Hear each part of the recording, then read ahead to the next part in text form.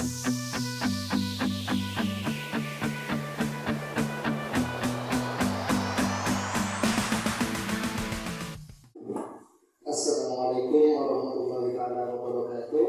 Waalaikumsalam warahmatullahi wabarakatuh. Terima kasih saya ucapkan kepada Bapak Ibu yang sudah menghadiri ruangan ini. Saya ucapkan terima kasih yang sebenarnya.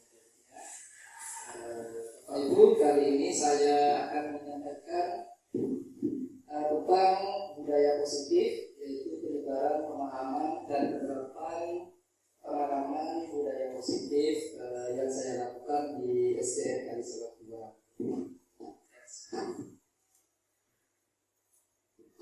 Nah, sebenarnya konsep budaya positif itu ada 8. Yang pertama itu perubahan cara belajar.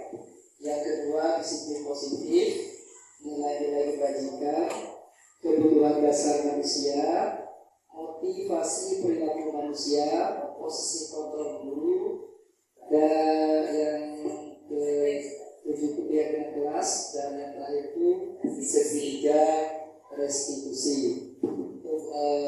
Nah, ini ada perubahan paradigma. Di situ ada coba buka. Kita anggap misalkan ada yang menjadi A dan juga ada yang menjadi B. Nah, ketika orang A ini memegang sesuatu di tangannya, maka A ini tugasnya mempertahankan genggaman yang dia genggam. Anggap yang dia genggam itu sesuatu yang sangat berharga bagi dia. Nah, tugasnya B ini adalah bagaimana cara membuka genggaman tangan si A. Nah, bagaimana caranya? Si A ini nanti akan membuka genggamannya. Itu ada 3.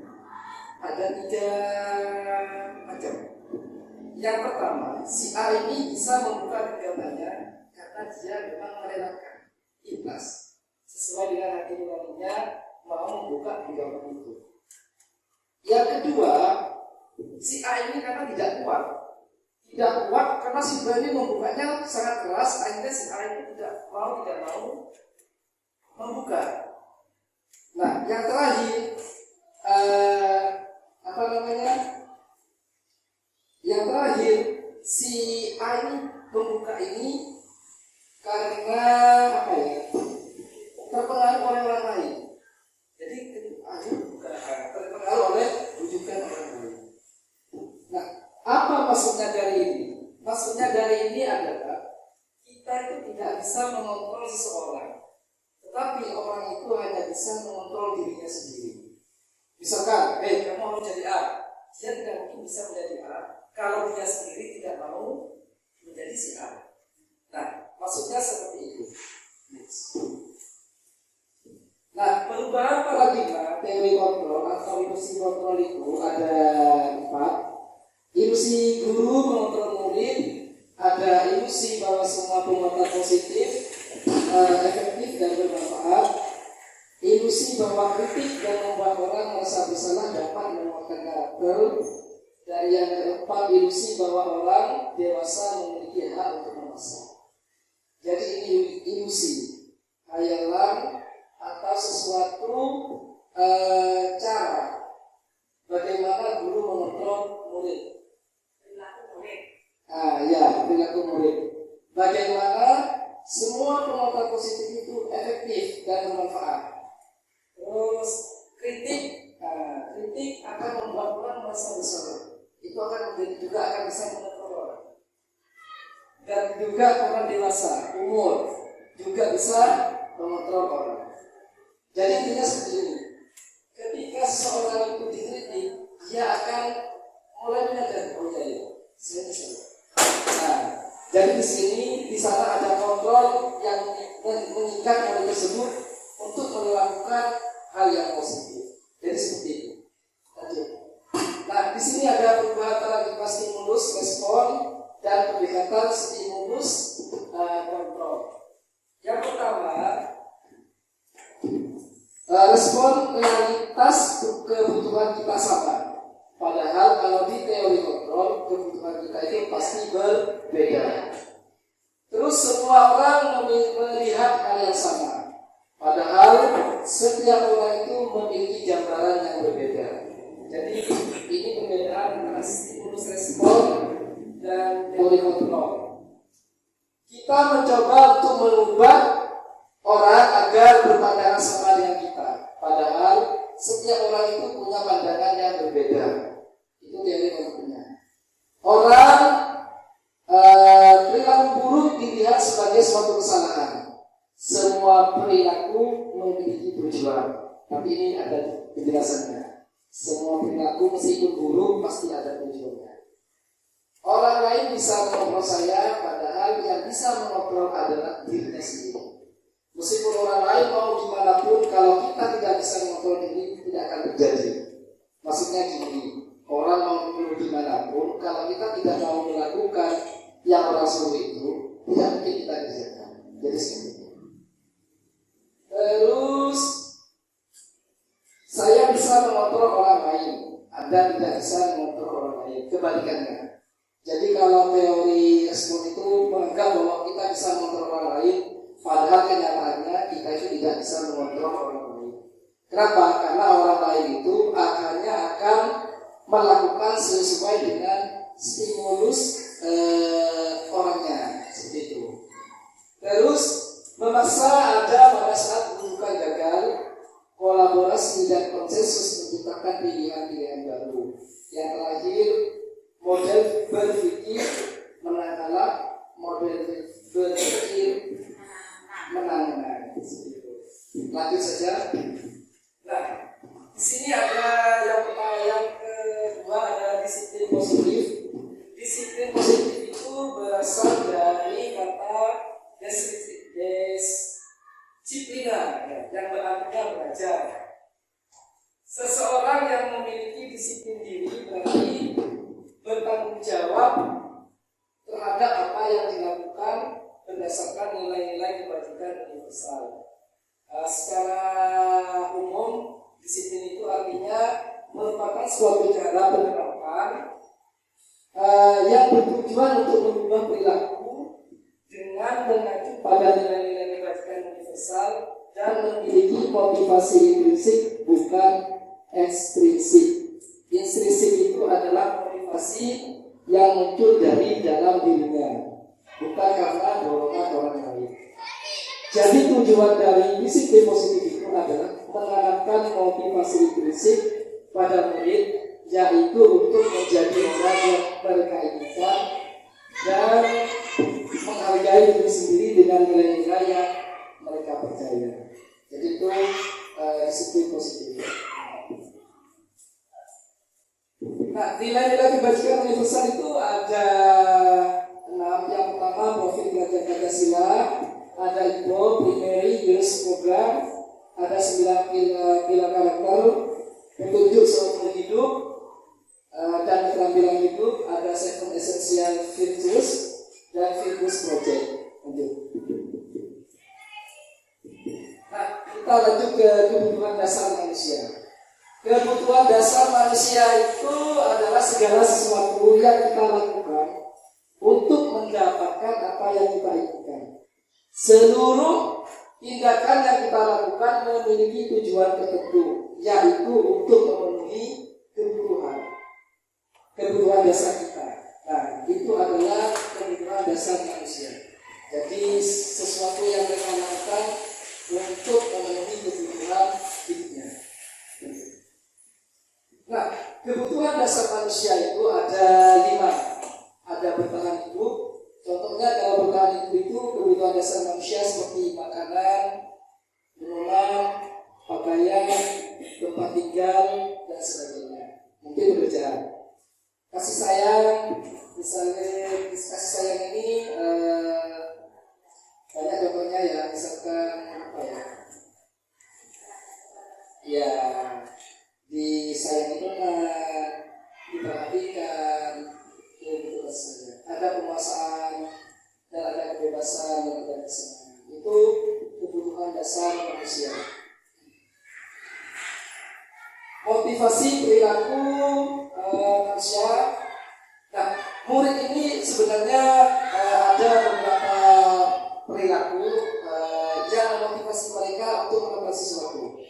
Yang pertama, untuk menghindari ketidaknyamanan atau hukuman. Yang kedua, untuk mendapatkan imbalan, penghargaan dari orang lain. Dan yang ketiga, untuk menjadi orang yang mereka inginkan dan menghargai diri sendiri dengan nilai-nilai yang mereka punya. Jadi perilaku murid itu biasanya ada 3 ini. Contoh, misalkan kita memberikan PR pada murid.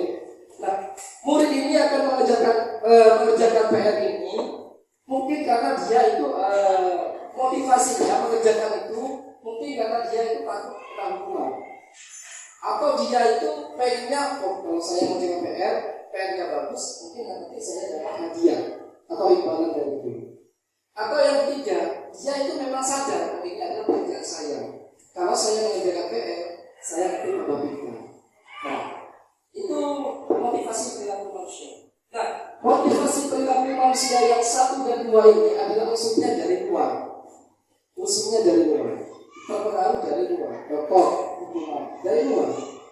Karena takut, bukan dari dalam dirinya. Terus mendapat imbalan itu dari luar. Yang dari dalam itu yang ketiga, motivasi yang ketiga yang memang berasal dari dirinya sendiri. Lanjut. Nah, perbedaan hukuman, konsekuensi dan restitusi. Nah, sekarang kita lanjut ke hukuman, konsekuensi, restitusi. Nah, ini yang mungkin Bapak Ibu kadang bingung membedakannya. Yang pertama, kalau hukuman itu tidak berencana, tiba-tiba murid tidak tahu apa yang terjadi, tidak dilibatkan, bersifat satu arah, berupa hukuman fisik atau psikis. Kalau konsekuensi terencana, disepakati, murid tetap dibuat tidak nyaman, sikap guru selalu memonitor murid. Kalau restitusi, proses menciptakan kondisi bagi murid untuk memperbaiki kesalahan. Proses kolaborasi yang mengajarkan untuk mencari solusi sendiri. Penjelasannya seperti ini. Hukuman itu biasanya ketika ada murid misalkan terlambat masuk. Sudah, kamu terlambat masuk. Sekarang kamu keliling lapangan misalkan 5 kali. Itu hukuman. Kenapa kok bisa jadi hukuman? Karena murid tidak tahu. Ketika dia terlambat, dia sebelumnya tidak pernah tahu kalau terlambat itu suruh keliling lapangan 5 kali. Itu namanya hukuman. Kalau restitusi sudah ada yang terlambat misalkan keliling lapangan 5 kali. Jadi ketika dia terlambat, dia sudah tahu hukumannya. Misalkan, saya tidak Bapak, kamu tahu hukumannya? Dia tahu keliling lapangan 3 kali. Itu namanya konsekuensi. Jadi kalau konsekuensi itu murid itu sudah tahu apa yang akan terjadi ketika dia itu melakukan kesalahan. Sifatnya tetap dibuat tidak nyaman. Sebenarnya sama dengan hukuman. Sifatnya dibuat tidak nyaman. Tetapi kalau konsekuensi itu murid sudah tahu.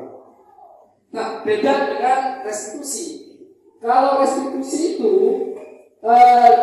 menciptakan suatu kondisi di mana murid itu mencari solusi sendiri atas kesalahannya. Jadi dia itu mencari sendiri kesalahannya apa dan sebagainya seperti itu. Itu namanya restitusi. Nah, di sini ada 5 posisi kontrol guru.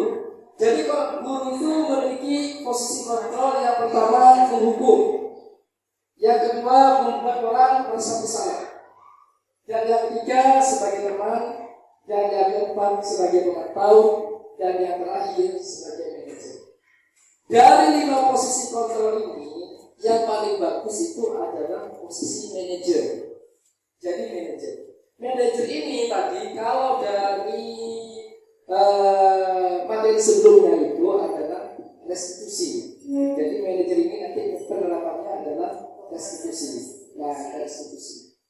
Kalau penghukum pasti hukuman. Kalau pemantau biasanya itu adalah konsekuensi.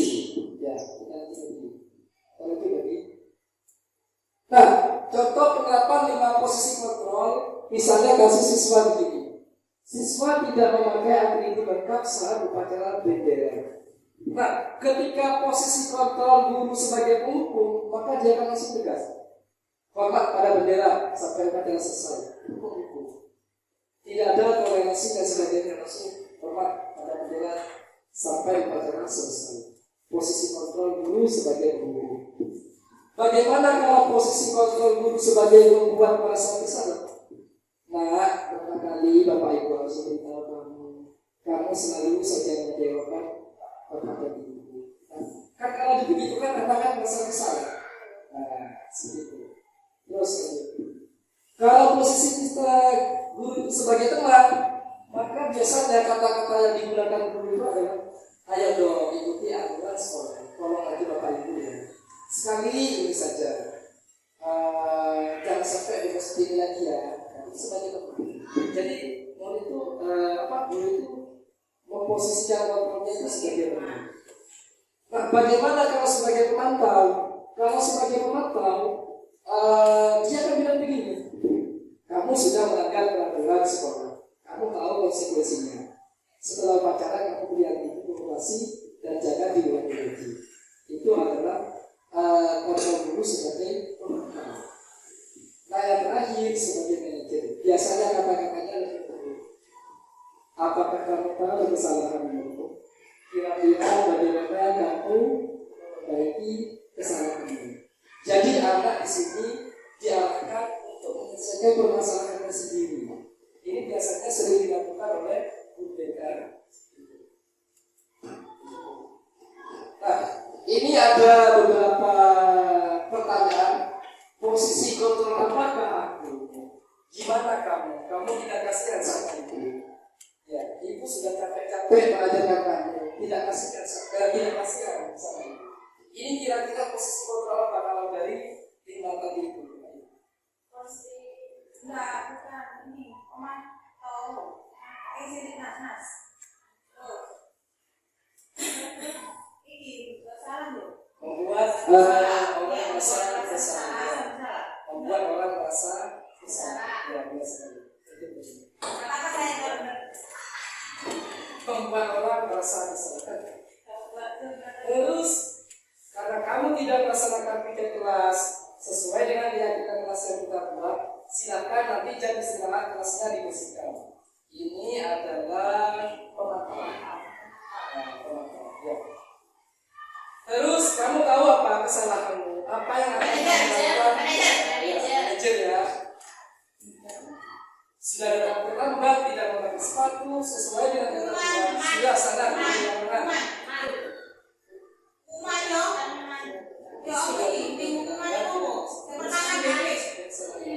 ini adalah penghukum. Karena baik, berapa kali lagi harus dapat bilang ke kamu tetap saja masih berbuat seperti ini. Apa ini? Pemantau. Berapa kali lagi harus dapat bilang ke kamu tetap saja berbuat seperti ini. Teman apa membuat orang merasa bersalah?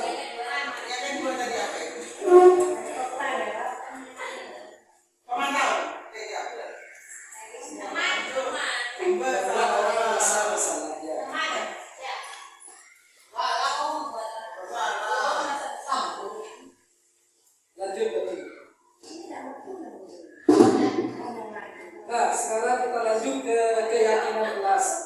Mengapa keyakinan kelas? Mengapa bukan peraturan kelas? Kalau peraturan kelas itu sifatnya menghukum, tetapi kalau keyakinan kelas adalah kesadaran sendiri dari semua warga yang ada di kelas itu.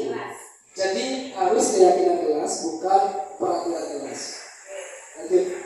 Nah, pembentukan keyakinan kelas itu yang pertama harus bersifat abstrak, berupa pernyataan universal, dibuat dalam pernyataan positif, sedikit saja agar mudah diingat, sesuai dengan kondisi kelas dan sekolah sehingga mudah diterapkan. Semua warga sekolah atau warga kelas dilibatkan saat membuat keyakinan kelas. Contohnya Contohnya misalkan apa ya, berkata sopan kepada teman atau tidak boleh mengganggu teman dan sebagainya.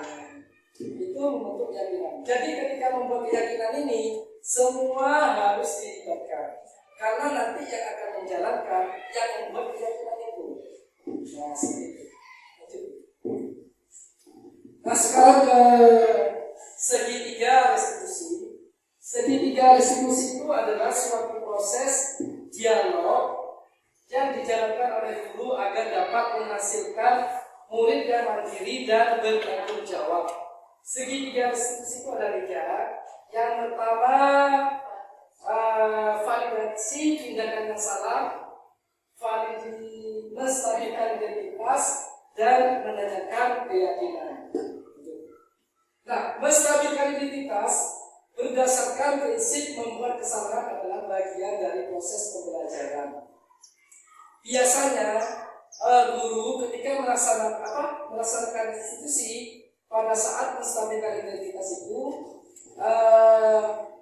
kata-katanya segini: berbuat salah itu wajar, tidak ada manusia yang sempurna. Bapak Ibu juga pernah melakukan ini. Bapak Ibu tidak mau mencari siapa yang salah, tapi Bapak Ibu ingin mencari solusi permasalahan ini. Kamu berhak merasa begitu. Nah, yang kedua adalah validasi tindakan yang salah. Ini adalah prinsip setiap perilaku berupaya memenuhi suatu kebutuhan tertentu. Pertanyaannya bisa seperti ini: kamu pasti punya alasan mengapa melakukan itu, padahal kamu bisa melakukan yang lebih buruk dari ini. Kamu patut bangga karena telah memiliki sesuatu yang lebih baik. Kamu melakukannya karena mempertahankan sesuatu yang lebih baik. Ini sesuai dengan tadi kebutuhan manusia itu. Jadi ketika anak melakukan suatu kesalahan, sebenarnya dia itu ingin memenuhi kebutuhan yang belum dia punyai atau yang belum dia miliki.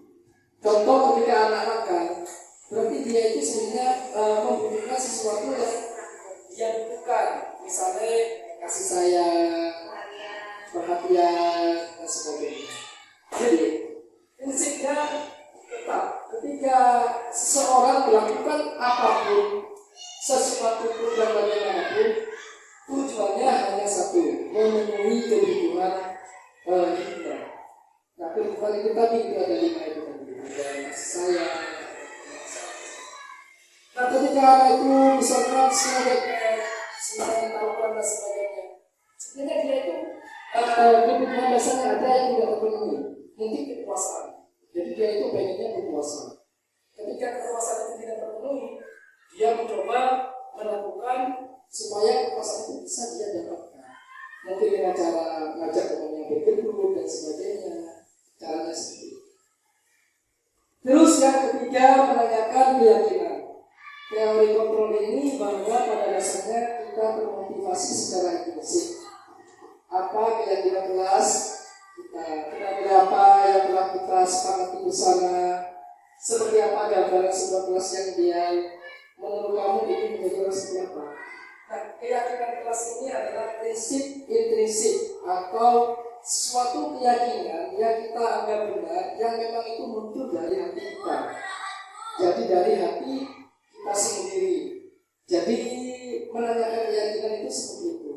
Jadi dibilang apa namanya ya? Ditanyakan yang menurut apa yang menurutkan. Seperti itu Bapak Ibu, penjelasan tentang budaya positif. Mudah-mudahan kita bisa menerapkan budaya positif ini di sekolah kita. Saya akhiri, terima kasih. Wassalamualaikum warahmatullahi wabarakatuh.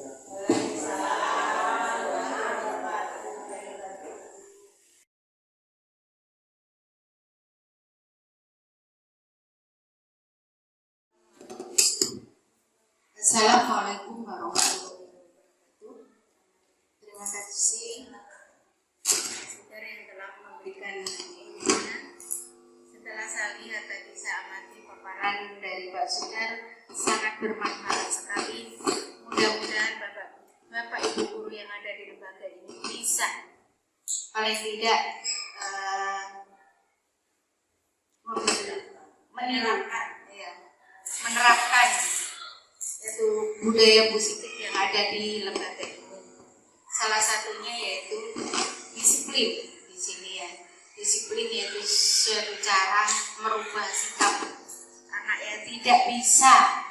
Misalnya anak dari kelas 1, anak itu tidak bisa kalau ada Bapak Ibu guru duduk, lari begitu saja. Dengan adanya pembelajaran ini, Bapak Ibu guru yang telah mengikuti paparan dari Pak Sudar sehingga bisa menerapkan pada anak didik kita bahwa perilaku sikap yang positif perlu kita terapkan pada anak didik kita. Juga Bapak Ibu guru memberi contoh yang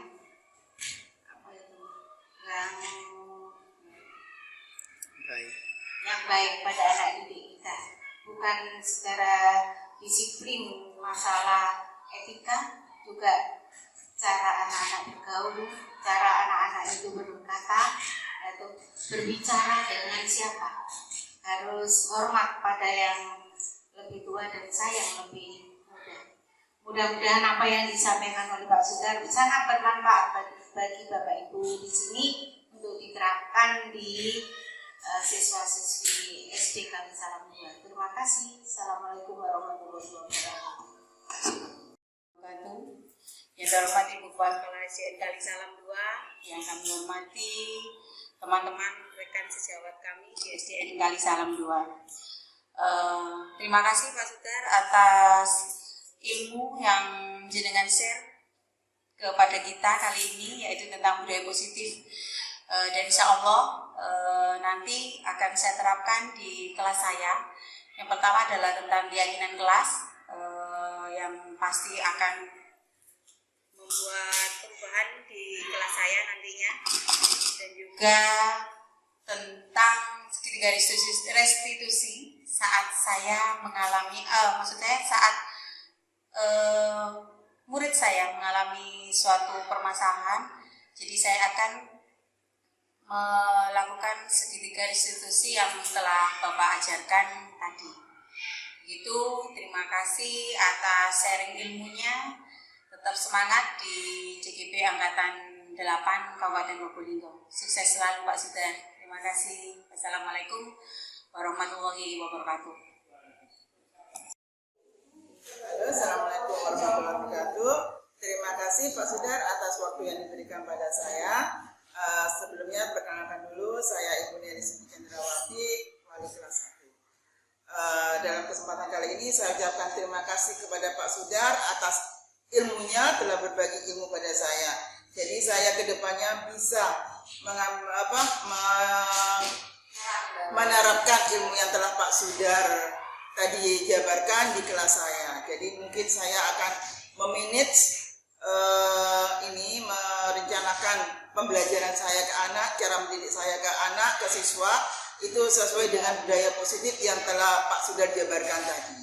Jadi terima kasih atas ilmunya, sangat bermanfaat sekali bagi kemajuan saya sebagai guru dan bagi kebaikan siswa-siswi yang akan kita didik. Semoga paparan Pak Sudar tadi membuat guru-guru, terutama saya, khususnya saya, merubah Kali Salam 1 menjadi Kali Salam 2 menjadi lebih baik.